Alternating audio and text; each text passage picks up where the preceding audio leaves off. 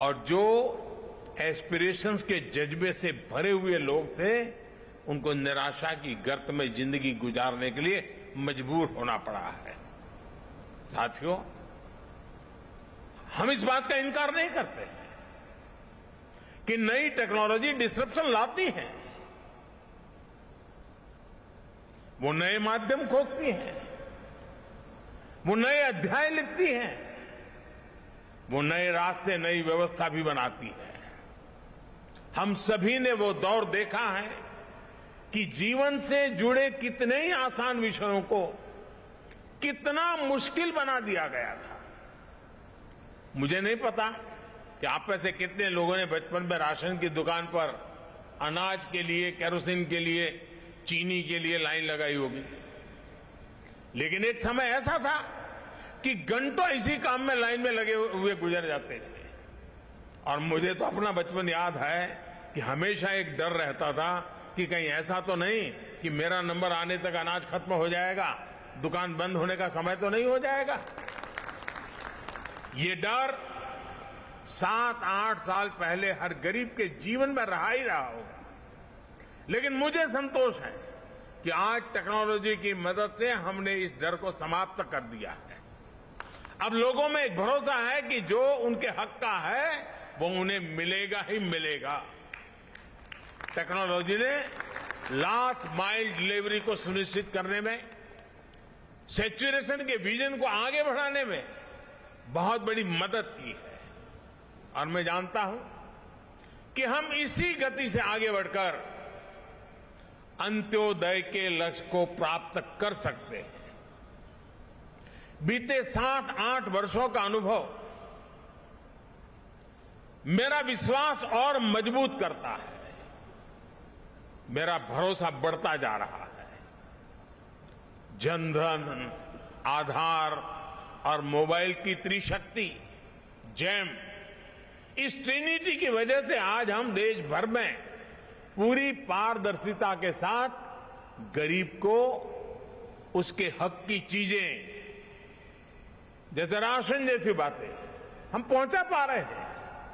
इस महामारी के दौरान भी हमने 80 करोड़ गरीबों को मुफ्त राशन सुनिश्चित किया है। साथियों, ये हमारे टेक्नोलॉजी सॉल्यूशन की करेक्टली डिजाइन करने, एफिशिएंटली डेवलप करने और प्रॉपरली इंप्लीमेंट करने की शक्ति है कि आज भारत दुनिया का सबसे बड़ा वैक्सीनेशन अभियान सफलता से चला रहा है। आज देश ने जो रोबोट्स यूपीआई फ्रेमवर्क डेवलप किया है, उसकी मदद से लाखों करोड़ रुपए गरीब के बैंक खाते में सीधे ट्रांसफर हो रहे हैं। महिलाओं को, किसानों को, विद्यार्थियों को अब सीधे सरकार से मदद मिल रही है। 21वीं सदी के नए भारत में, युवा भारत में, हमने देश को नई स्ट्रेंथ देने के लिए, स्पीड और स्केल देने के लिए टेक्नोलॉजी को अहम टूल बनाया है। आज हम टेक्नोलॉजी से जुड़े सही सॉल्यूशन डेवलप कर रहे हैं और उनको स्केल अप करने का कौशल भी हमने विकसित किया है। देश में ड्रोन टेक्नोलॉजी को प्रोत्साहन, गुड गवर्नेंस के, ईज ऑफ लिविंग के, इसी कमिटमेंट को आगे बढ़ाने का एक और माध्यम है। ड्रोन के रूप में हमारे पास एक और ऐसा स्मार्ट टूल आ गया है जो बहुत जल्द सामान्य से सामान्य भारतीय के जीवन का हिस्सा बनने जा रहा है। हमारे शहर हो या फिर देश के दूर दराज गांव देहात वाले इलाके, खेत के मैदान हो या फिर खेल के मैदान, डिफेंस से जुड़े कार्य हो या फिर डिजास्टर मैनेजमेंट, हर जगह ड्रोन का इस्तेमाल बढ़ने वाला है। इसी तरह टूरिज्म सेक्टर हो, मीडिया हो, फिल्म इंडस्ट्री हो, ड्रोन इन क्षेत्रों में क्वालिटी और कंटेंट दोनों को बढ़ाने में मदद करेगा। अभी जितना इस्तेमाल हो रहा है ड्रोन का, उससे कहीं ज्यादा इस्तेमाल हम आने वाले दिनों में देखने वाले हैं। मैं सरकार में हर महीने एक प्रगति कार्यक्रम चलाता हूं। सभी राज्यों के मुख्य सचिव स्क्रीन पर होते हैं टीवी के, और अनेक विषयों की चर्चा होती है। और मैं उनसे आग्रह करता हूं कि ड्रोन से जो प्रोजेक्ट चल रहा है, मुझे वहां का पूरा लाइव डेमोन्स्ट्रेशन दीजिए, तो मैं बड़ी आसानी से चीजों को कोरिलेट करके वहां निर्णय करने की सुविधा बढ़ जाती है। जब केदारनाथ का पुनर्निर्माण का काम शुरू हुआ, अब हर बार तो मेरे लिए केदारनाथ जाना मुश्किल था, तो मैं रेगुलरली केदारनाथ में कैसे काम चल रहा है, कितनी तेज गति से, तो वहां से ड्रोन के द्वारा रेगुलर मेरे दफ्तर में बैठ करके उसकी जब भी रिव्यू मीटिंग होती थी, तो मैं ड्रोन की मदद से केदारनाथ के डेवलपमेंट के काम को रेगुलर मॉनिटर करता था। यानी आज सरकारी कामों की क्वालिटी को भी देखना है, तो मुझे जरूरी नहीं कि मैं पहले से बता दूं कि मुझे वहां इंस्पेक्शन के लिए जाना है, तो फिर तो सब कुछ ठीक ठाक हो ही जाएगा। मैं ड्रोन भेज दूं, पता वही लेकर के आ जाता है, और उनको पता तक नहीं चलता है कि मैंने जानकारी ले ली है।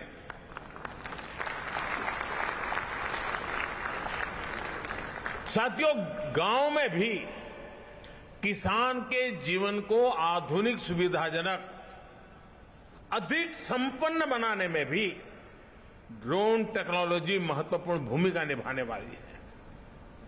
आज गांवों में अच्छी सड़कें पहुंची हैं, बिजली पानी पहुंचा है, ऑप्टिकल फाइबर पहुंच रहा है, डिजिटल टेक्नोलॉजी का अभूतपूर्व विस्तार हुआ है।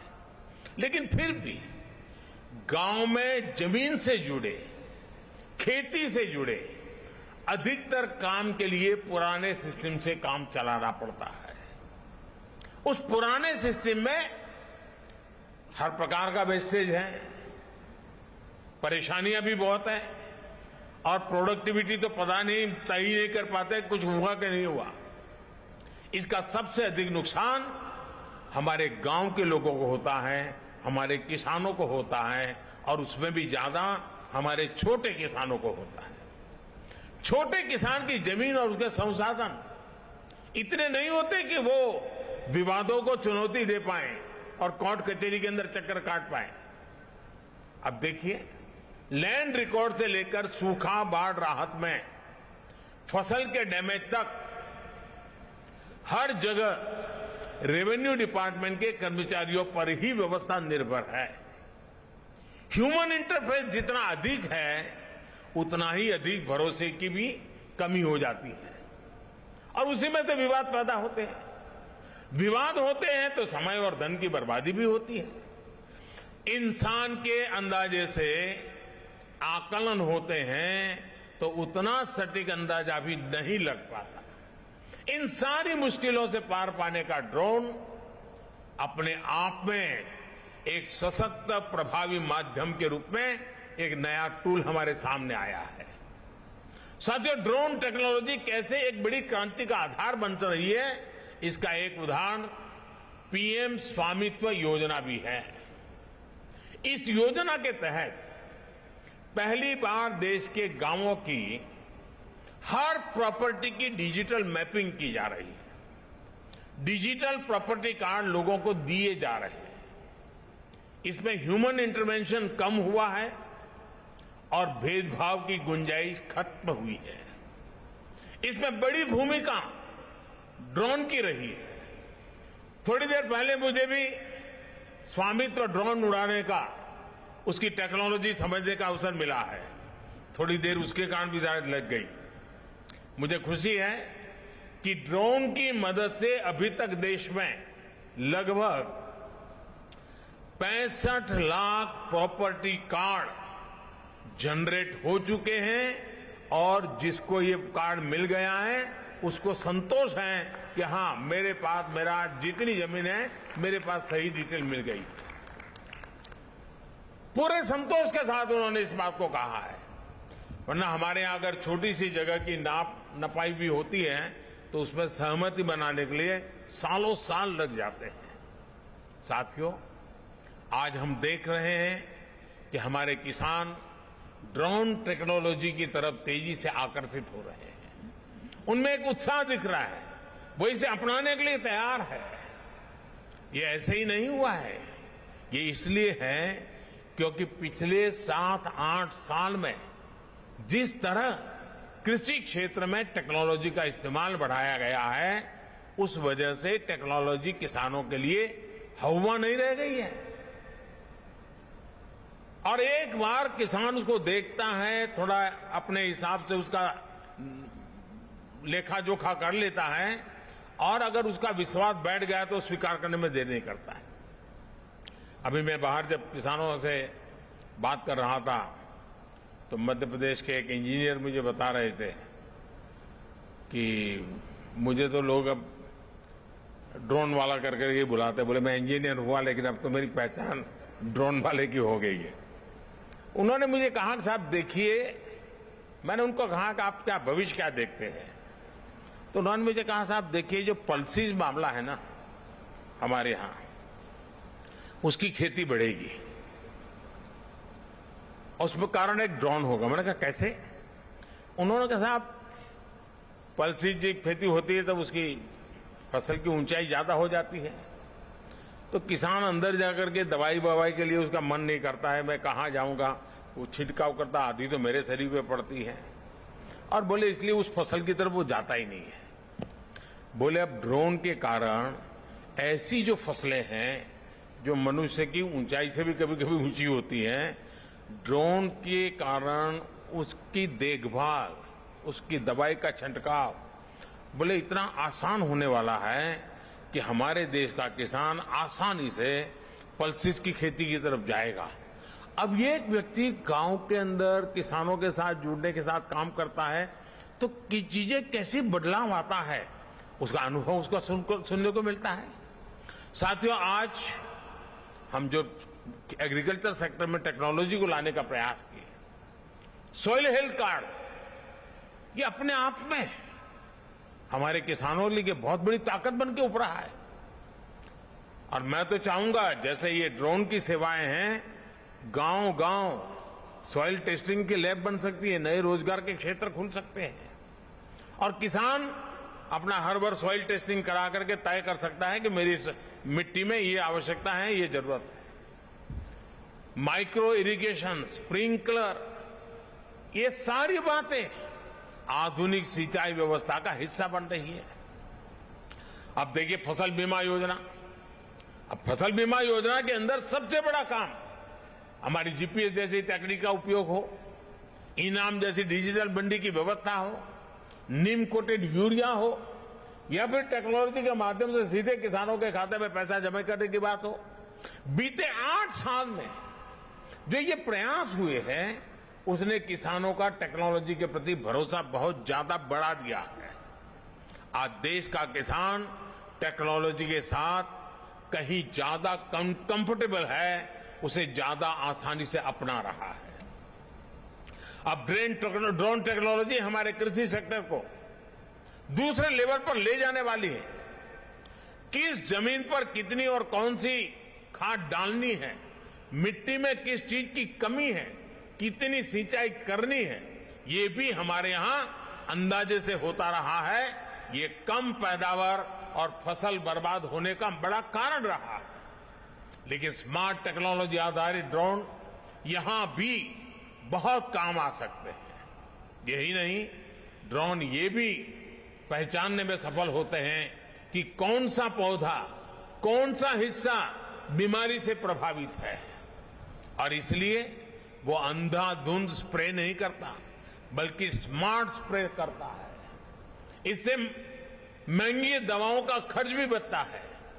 यानी ड्रोन तकनीक से छोटे किसान को ताकत भी मिलेगी, तेजी भी मिलेगी, और छोटे किसान की तरक्की भी सुनिश्चित होगी। और आज जब हम आजादी का अमृत महोत्सव मना रहे हैं, तो मेरा भी यही सपना है कि भारत में हर हाथ में स्मार्टफोन हो, हर खेत में ड्रोन हो, और हर घर में समृद्धि हो। साथियों, हम देश के गांव-गांव में हेल्थ एंड वेलनेस सेंटर्स का नेटवर्क सशक्त कर रहे हैं, टेलीमेडिसिन को प्रमोट कर रहे हैं, लेकिन गांवों में दवाओं और दूसरी सामान की डिलीवरी एक बड़ी चुनौती रही। इसमें भी ड्रोन से डिलीवरी बहुत कम समय में और तेज गति से डिलीवरी होने की संभावना बनने वाली है। ड्रोन से कोविड वैक्सीन की डिलीवरी से इसका फायदा हमने अनुभव भी किया है। ये दूर सुदूर के आदिवासी, पहाड़ी, दुर्गम क्षेत्रों तक उत्तम स्वास्थ्य सेवाएं पहुंचाने में बहुत मददगार सिद्ध हो सकता है। साथियों, टेक्नोलॉजी का एक और पक्ष है जिस पर मैं आपका ध्यान जरूर आकर्षित करना चाहता हूं। पहले के समय में टेक्नोलॉजी और उससे हुए इन्वेंशन एलिट क्लास के लिए माने जाते थे। आज हम टेक्नोलॉजी को सबसे पहले मासिस को उपलब्ध करा रहे हैं। ड्रोन टेक्नोलॉजी भी एक उदाहरण है। कुछ महीने पहले तक ड्रोन पर बहुत सारे रिस्ट्रिक्शन थे। हमने बहुत ही कम समय में अधिकतर रिस्ट्रिक्शन को हटा दिया है। हम पीएलआई जैसी स्कीम के जरिए भारत में ड्रोन मैन्युफैक्चरिंग का एक सशक्त इकोसिस्टम बनाने की तरफ भी बढ़ रहे हैं। टेक्नोलॉजी जब मासिस के बीच में जाती है तो उसके इस्तेमाल की संभावनाएं भी ज्यादा से ज्यादा बढ़ जाती है। आज हमारे किसान, हमारे स्टूडेंट, हमारे स्टार्टअप ड्रोन से क्या क्या कर सकते हैं, इसकी नई नई संभावनाओं को तलाशने लगे हुए हैं। ड्रोन अब किसानों के पास जा रहा है, गांव में जा रहा है, तो भविष्य में विभिन्न कार्यों में ज्यादा इस्तेमाल की संभावना भी बढ़ी है। आप देखिएगा, अब शहरों में ही नहीं, गांव देहात में भी ड्रोन के तरह तरह के उपयोग निकलेंगे। हमारे देशवासी इसमें और इनोवेशन करेंगे। मुझे विश्वास है आने वाले दिनों में ड्रोन टेक्नोलॉजी में और एक्सपेरिमेंट होंगे, इसके नए नए इस्तेमाल होंगे। साथियों, भारत की ऐसी ही संभावनाओं, ऐसी ही स्केल को टैप करने के लिए आज मैं देश और दुनिया के सभी इन्वेस्टर्स को फिर आमंत्रित करता हूं। ये भारत के लिए भी और दुनिया के लिए भी यहां से बेहतरीन ड्रोन टेक्नोलॉजी के निर्माण का सही समय है। मैं एक्सपर्ट से, टेक्नोलॉजी की दुनिया के लोगों से भी अपील करूंगा कि ड्रोन टेक्नोलॉजी का ज्यादा से ज्यादा विस्तार करें, उसे ज्यादा से ज्यादा लोगों तक लेकर जाएं। मैं देश के सभी युवाओं से भी आह्वान करूंगा कि ड्रोन के क्षेत्र में नए स्टार्टअप्स के लिए भी आगे आए। हम मिलकर ड्रोन टेक से सामान्य जन को एम्पावर करने में अपनी भूमिका निभाएंगे। और मुझे विश्वास है अब पुलिस के काम में भी सुरक्षा की दृष्टि से ड्रोन बहुत बड़ी सेवा कर पाएगा। बड़े बड़े जैसे कुंभ मेले जैसे अवसर होते हैं, बहुत बड़ी मात्रा में ड्रोन से मदद मिल सकती है। कहीं ट्रैफिक जाम की समस्याएं हैं, ड्रोन से सॉल्यूशन निकाले जा सकते हैं। यानी इतनी आसानी से इन चीजों का उपयोग होने वाला है।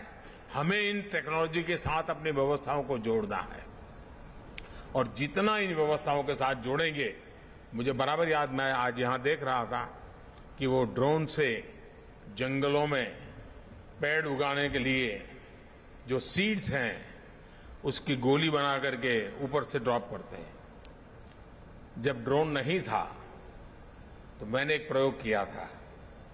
मेरे से सारे देसी प्रयोग होते हैं क्योंकि उस समय तो टेक्नोलॉजी नहीं थी।